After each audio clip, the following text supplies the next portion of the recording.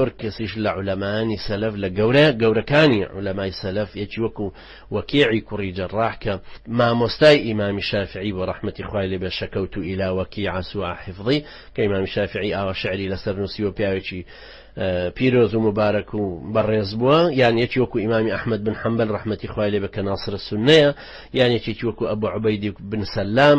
صاحبی كتاب الإيمان كتحقيق ألباني تحقيقي كردو شاب كراوا كباري أم علماء برزانة هم يفرميانا كأو قولي جهمية كفرة لبرو جهمية خوشيان بكافر داء رين كما دام اعتقاديان وايا كهركسك لناخيا باوري برازقويتي خواو بيغمبري خواهبو بقيامك هبو بلام كردوي كفري لي ودركوت یان هەر شتێکی تری کە ئەنجامدا لەگەڵ خودی ئیمانە نەگونجا واتە نەیکرد بە قەول و عەمەلیش ئەو کاتە ئیمانەکەی هیچ قیمەتێکی نیە. هەروەکو ئیمامی بن تەیمیە طبعا تەفسیلێکی باشی مناقەشە کردووە لەوە هەر برایەک بێ و گەڕێتەوە سەر مجەلەدی حەوتەم، لە مجەلەدی حەوتەمە لە لاپەڕە 188 و 189 بەدواوە دوایی لە 400 و ئەوانش بەدواوە بە هەمان شێوە باسی ئەکا و ئەفەرمێ إن من تكلم بالتكذيب والجحد وسائر أنواع الكفر من غير إكراه على ذلك فإنه يجوز أن يكون مع ذلك في نفس الأمر مؤمنا، ومن جوز هذا فقد خلع ربقة الإسلام من عنقه. أما لصارم المسلولة أمان أم دقيقة نامو لصارم المسلولة لا بربيان سطو بسوسية أفرمي هر كسك كوا بزانيه كابرا لناخيا إيماني هنا وبلام بوي جائزة كبابي إكراه هر لخوي وبروا نكولي بكا يان أنواعي تري كفر أنجام بدا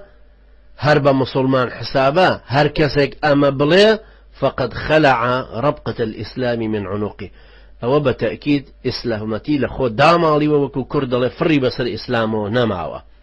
هروها لشوينيش كافر فإن قيل لا يكونون كفارا فهو خلاف نص القرآن. هر كسيكيش بلي بم كردوانيان كافر نابن أم قسي خوي خلاف قرآن وحتما مردودة أدريته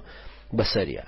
بالتأكيد طبعا زوري لما باس كردو رحمتي خوالي أما جهميا كوتويانا فقط باور هنانا لناخي دلو درونا هندي شي تريش كهر كوتونا تدائريشي